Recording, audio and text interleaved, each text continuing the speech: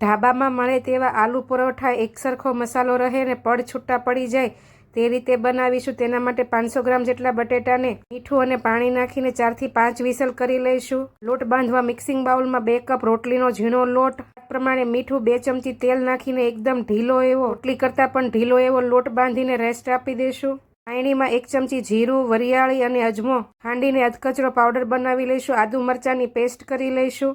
બટેટાને એકદમ ઠંડા પડવા દઈશું અને મેશ કરીને તેમાં ઉપરથી ખાંડેલો મસાલો, આદુ મરચાંની પેસ્ટ, તલ, મરી પાવડર, ચીલી ફ્લેક્સ, આમચૂર પાવડર, હળદર, ધાણા જીરું ને લીલા ધાણા નાખીને બરાબર મિક્સ કરીને મસાલો તૈયાર કરી લઈશું। રોટલી કરતાં મોટો લુવો લઈ હાથથી ફેલાવી વચ્ચે આલુ મસાલાનું બોલ્સ મૂકીને આવી રીતે હાથથી લુવો બનાવી લઈને સરસ એવું ઢીલા હાથે પરોઠું વણી લઈશું અને લોઢીને ગરમ કરીને બંને બાજુ શેકી થોડું એવું માખણ કે ઘી કે પછી તેલ મૂકીને બંને બાજુ શેકી લઈશું। તૈયાર છે આલુ પરોઠું।